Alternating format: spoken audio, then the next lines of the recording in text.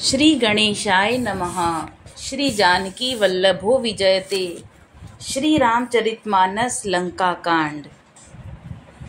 इहाँ विभीषण सब सुधि पाई, सपदि जाई रघुपति सुनाई। नाथ करई रावण एक जागा, सिद्ध भय नहीं मरहि अभागा।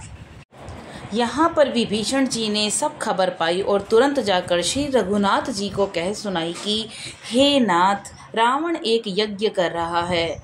उसके सिद्ध होने पर वह अभागा सहज ही नहीं मरेगा।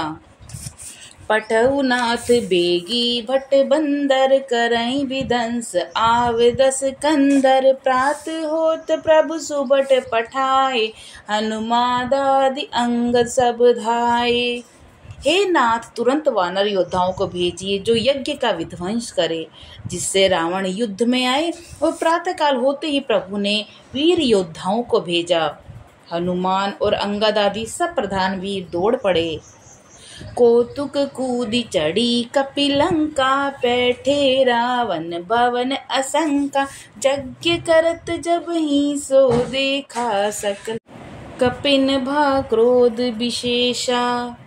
वानर खेल से ही कूदकर लंका पर जा चढ़े और निर्भय रावण के महल में जा घुसे। ज्यों ही उसको यज्ञ करते देखा, त्यों ही तब वानरों को बहुत क्रोध हुआ। रनते नीलज भाजी ग्रह आवा, इहाँ आई बक ध्यान लगावा। अस कही अंगद मारा लाता, चितवन सठ स्वार्थ मन राथा।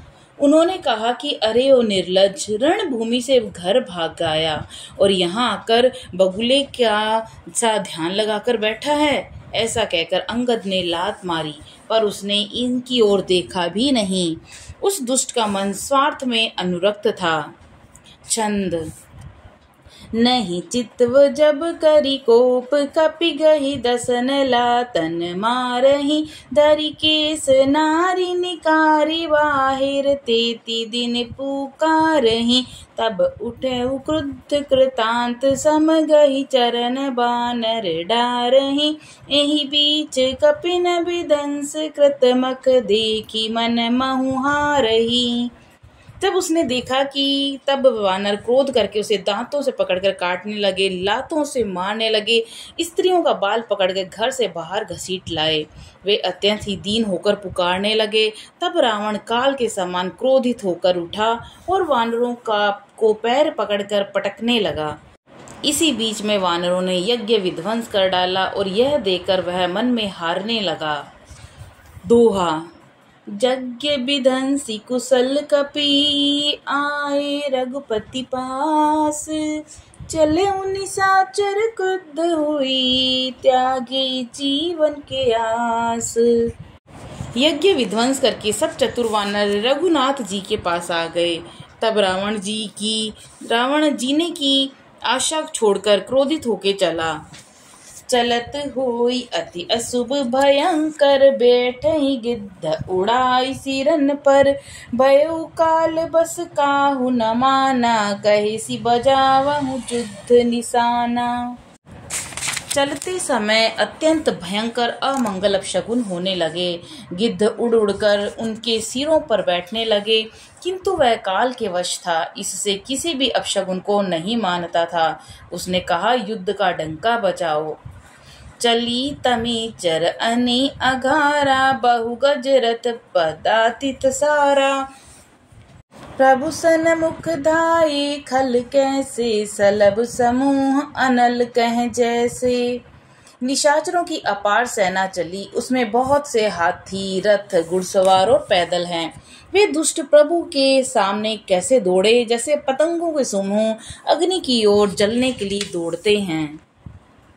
इहाँ देवतन अस्तुत कीनी, दारुण विपत्ति हमई अहि दीनी। अब जनि राम खेलावहु एहि, अतिशय दुखित होती बेधेहि।